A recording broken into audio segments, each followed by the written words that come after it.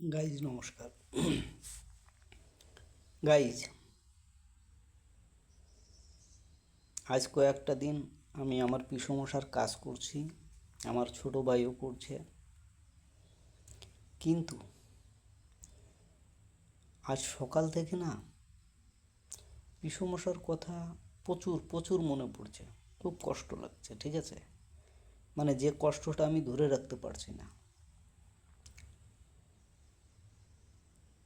উনি আমাদের এমনভাবে ছেড়ে চলে যাবেন আমি ভাবতেও পারি নাই। আমি নিজে ভাবতেও পারি নাই। আজ 4-5 দিন হলো উনি আমাদের ছেড়ে চলে গেছেন। তো ওনার ক্রিয়াকর্ম করার জন্য আমার যতটুকু সামর্থ্য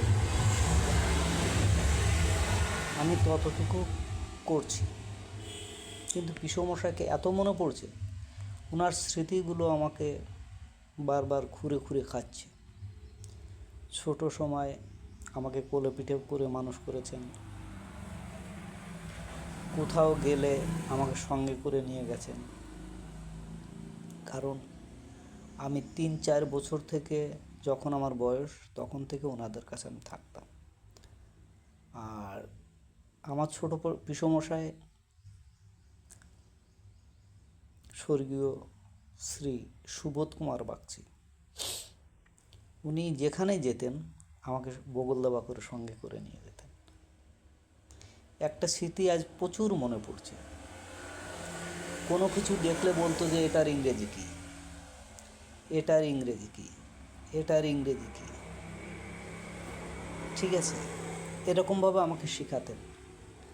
এবং যখন আমি ওনার সঙ্গে ছোট সময়ে চায়ের দোকানে যেতাম, উনি তো খুব চা খেতেন, তো আমাকে বলতেন যে তুমি বিস্কিট খাও, ছোট মানুষ চা খেতে নাই।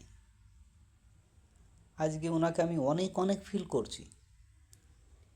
বাবা মায়ের পরে যদি কেউ আমাকে ভালোবাসা দিয়ে থাকেন সেটা আমার ছোট পিসমশাই। এই মরার আগেও, 6 মাস আগেও, 7 মাস আগেও উনি আমার জন্য যা করে গেছেন এটা বিরাল কিছু। তার মেয়েদের জন্য তো করেছেনই, কিন্তু আমার জন্য যা করে গেছেন এ ঋণ আমি কখনো শোধ করতে পারবো না। আর ছোট টাইম থেকে যখন আমাকে মানুষ করতেন, অনেক গাইডেন্স, অনেক গাইড করতেন, আমাকে শেখাতেন অনেক কিছু। কিন্তু আজকে সকাল থেকে আমি এতটা ইতস্তত বোধ করছি, এতটা মানে কি বলবো, খুব দুর্বলতা ফিল করছি। আর পিসমশাইকে প্রচুর প্রচুর মনে পড়ছে যে উনি কেন চলে গেলেন, উনি আমাদের ছেড়ে কেন চলে গেলেন। তো গাইস,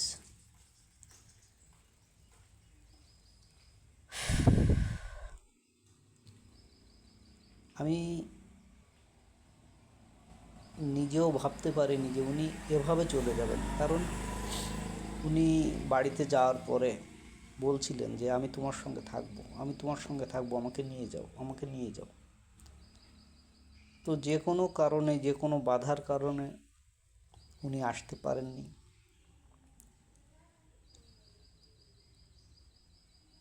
আর আজকে উনি আমাদের ছেড়ে চলে গেছেন, ঠিক আছে?